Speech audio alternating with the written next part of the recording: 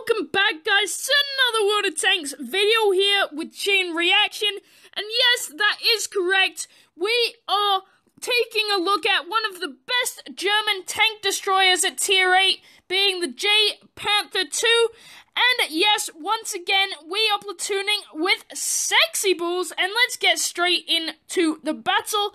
Nothing much to expect from armor and hit points, with the hit points being our 1,150, so that's not gonna get you anywhere, but 100mm of frontal armor will get you a tiny bit of deflections from tier 7s and 6s, and this does get very good matchmaking, so you don't have to worry about going against 9s and 10s, which is very useful. And yeah, as I was saying, 100mm on the front, 60mm on the sides, and 40mm on the rear, so not too shabby there.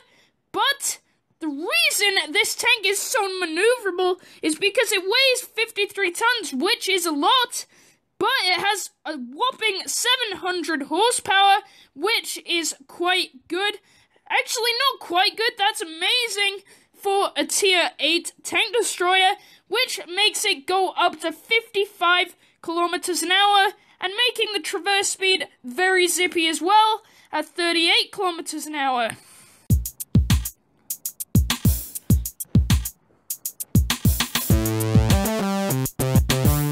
Just deciding who I should go for. Probably that T-43, I think. He does have the lowest hit points, but that T-29 is closer, and he is a better target for me. Did 360 damage into his front, so pretty good for a tank with a lot of armor. It looks like Sexy Balls got a nice ammo rack. Unfortunately, I did not get it on camera, which would have been sick. But anyway, this is the main reason you get this tank. The main reason you would buy any tank destroyer, actually, is, yes, of course, it is the gun, doing 345 to 575 damage. So that will do you good in many situations. So this is one of the tank destroyers that can actually win a slugging match. Very fast reload as well, being at 5.53 shots a minute. We got a really lucky deflection off that KV-4 just now. Lucky deflection off KV-13 again. So I told you guys, this armor does do you good at the end of the day. Just trying to get out of this sticky situation. There we go, nearly got the whole enemy team already. For penetration, you are going to be even able to penetrate most of those tier 10s, even the Morse at the front, a tiny bit, not overall that much, but a tiny bit of the Morse being at 184mm to 307mm of penetration. That means if you do your maximum penetration, you will even be able to penetrate that T11 OE3, one of the most armored tanks in the game. If you do angle it right, looks like I got a mission. Nice 25 credits to go down in that bag. Let's go straight into another battle to show this tank off. Aiming time being at 2.3 seconds, so not that good. But the damage and penetration does make up for that. So make sure that you let that aiming circle shrink, because you have a reload of 5.53 shots a minute. So you don't want to mess around with misses, because that will be very unfortunate.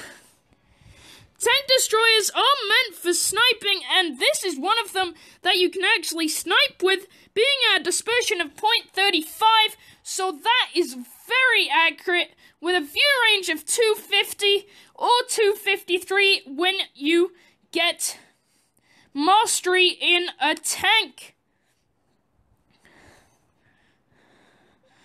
I don't know why Sexy Balls has an obsession with Elmo, but there we go. Whatever motivates him, whatever floats his boat, you know.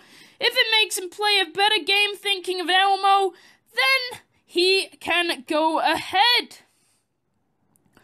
The way to play this tank is actually to flank, which is a surprising tactic for a tank destroyer, but it is extremely true in this tank because of its crazy maneuverability.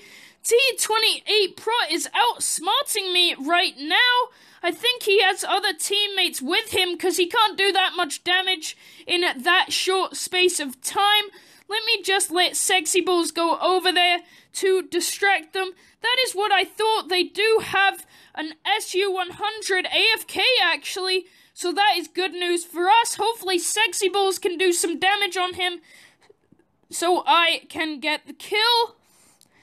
Let's just go for it. There we go, we got the most damage. That is what gets you XP after all. So yeah, the way to play this tank is either snipe, or just find a high point, which is pretty much sniping, or flanking. Actually, this tank can be used for absolutely everything. You can play it like a heavy tank, you can play it like a medium tank, and you can play it like a light tank. So it is a very diverse tank, and you will be able to penetrate any targets you come up across.